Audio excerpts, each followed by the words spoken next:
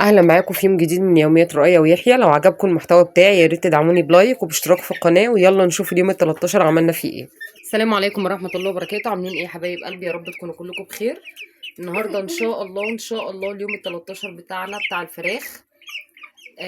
انا النهارده هنشوف هنحط ايه مع الخلطة، وهنشوف هنحط ايه مع العلف، مع المية ومع العلف.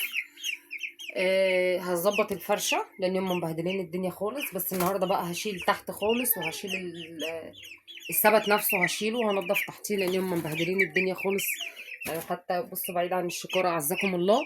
فهشيل الدنيا وهظبط الدنيا كلها، وهنرجع بقى نشوف هنحط لهم ايه.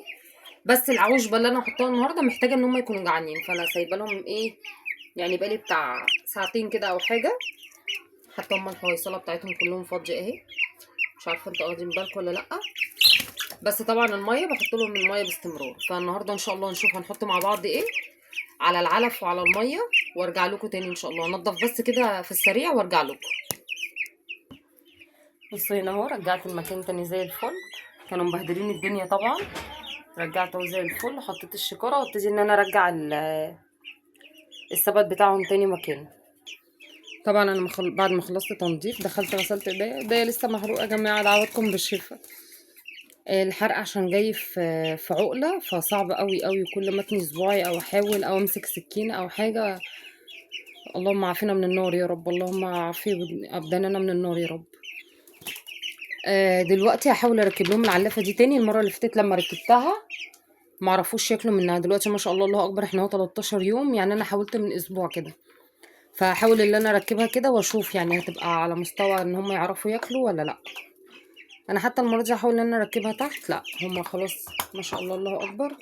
المفروض ان احنا اصلا نرفع الاكل، يبقى الاكل في مستوى راسهم. يعني الفرخ ياكل وهو واقف، ما يدلدلش راسه عشان ياكل، فاهميني؟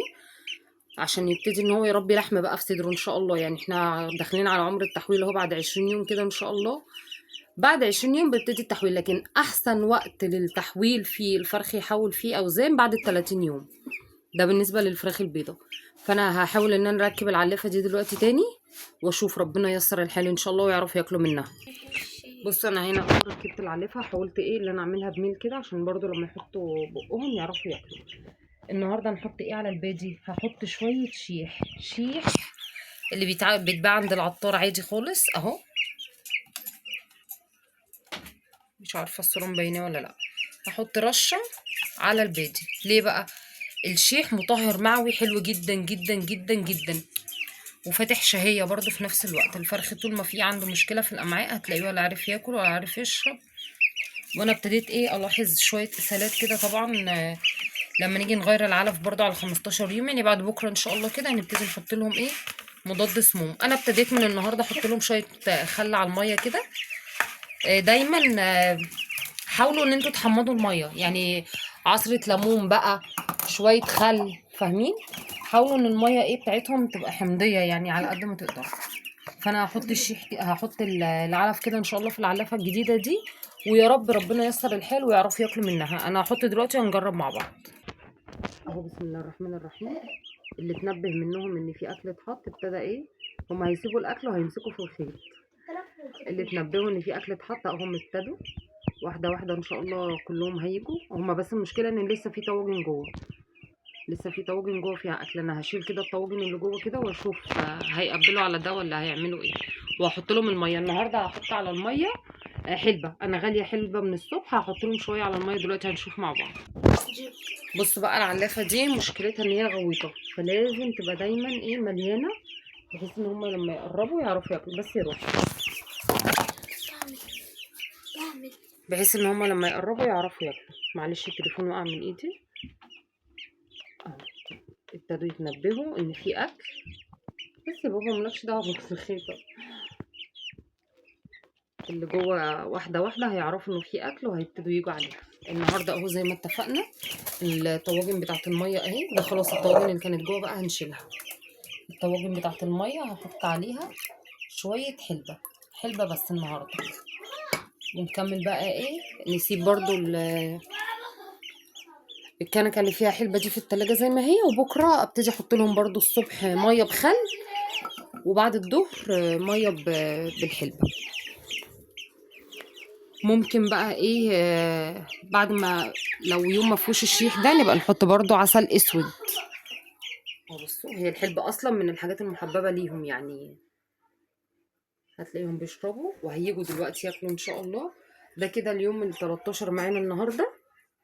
على 15 يوم، على 15 يوم نبتدي نغير العلف من بيجي ناعم، يعني ده كده اسمه بيجي ناعم، نبتدي نغير بقى من بيجي ناعم لبيجي وسط عشان شويه ويتعودوا ياكلوا ان هو اللي هو البيجي الخشن بقى، اللي هو البيجي السوبر، بادي التسمين. ده احسن المراحل بتاعتهم بقى، ده اللي بيديهم وزن وده اللي بيخليهم يحولوا تحويل كويس، وده اللي هيبقى مكمل معانا بقى بقيه الدوره. الوسط زي مرحله كده ايه اللي هو بتعوديهم بتنقليهم من البادي الناعم للبادي الخشن، فاهمين؟ يعني انا لما ابتدي مثلا بعد بكره هبتدي احط لهم مثلا ربع، لو انت بتحطي كيلو مثلا هتحطي مثلا ربع من البادي الناعم على 3/4 من البادي الوسط، او نص ونص، شويه شويه هتبتدي تسحبي البادي الناعم حبه حبه، وتخليه بادي وسط شويه، ونبتدي نشيل نخلط البادي الوسط بالبادي الخشن لحد ما يتعودوا على البادي الخشن بقى، اللي هي الحبايه الكامله دي، اللي هي الحبايه الكبيره، اسمه بادي تسمين او بادي السوبر. نبتدي ساعتها يا نبتدي الصوت يروح، نبتدي ساعتها نشيل بقى البادي الوسط خالص ونخليهم بقية الدورة على البادي الخشن اللي هو بادي التسمين، بادي السوبر، ايا كان بقى اسم الشركة بتاعته، بادي سوبر، بادي تسمين. المهم انا ما بجيبش الناهي ده خالص، والبادي النامي برضو ما بجيبوش خالص، بيبقى مكتوب على الشكارة قدامك، لو انت بتجيبي سايب او بتجيبي شكارة بيبقى مكتوب قدامك على الشكارة بادي ناعم، بادي وسط، بادي تسمين او بادي سوبر او بادي مزارع، ده كله تمام. لكن بادي نامي ما بجيبهوش، الناهي برضو ما بجيبهوش خالص، لان السموم فيه عالية واحنا مش ناقصين سموم.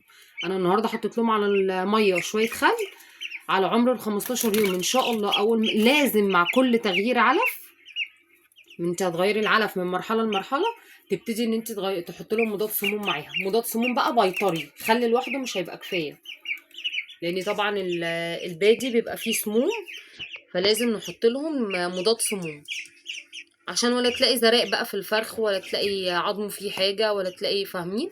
تاخدي فرخ ان شاء الله زي الفل كده. النهارده الحمد لله ده كده كان اليوم ال 13 بتاعهم، ما شاء الله الحيويه بتاعتهم كويسه، الميه عندهم كويسه، والعلافه دي ان شاء الله ان شاء الله بامرك يا رب يعرفوا ياكلوا منها. انا كل دوره بحطها، كل دوره بحطها وبيبتدوا ان هم ياكلوا منها، هم بس عايزين يتعودوا، بس عايزين يتعودوا بس، وان شاء الله يعرفوا ياكلوا منها يعني، هيبتدوا ان هم يتعودوا ياكلوا منها. مش عارفه هي الفتله مضايقاهم في ايه، ممكن اغير، طب استنوا كده الفها، لفت لهم الفيونكه بعيد عنهم يمكن يسيبوها ويركزوا في الاكل. طبعا انا مش هسيب الباب ده مفتوح، عشان لو سبت الباب ده مفتوح ممكن ينطوا منه. انا هنزله كده ايه، بس هسيب لهم فتحه صغيره من هنا بحيث ان هم يعرفوا يمدوا راسهم كده ياكلوا، وطبعا الفتحات دي بيمدوا راسهم منها بياكلوا. اهو النهارده الحمد لله اليوم عدى على خير، ما عندناش مشاكل الحمد لله رب العالمين. ده كده كان يومنا النهارده، ده كده كان يومنا النهارده، ما شاء الله الوزن بيزيد يوم عن يوم. هنوزن تاني مثلا ممكن بعد بكره على عمر 15 يوم كده ان شاء الله، برضو نوزن ونشوف الميزان مع بعض. اشوفكم بكره على خير ان شاء الله، يوم جديد ما قدام فراخنا ان شاء الله. استودعكم الله الذي لا تضيع ودائعه، واشوفكم بكره على خير بامر الله.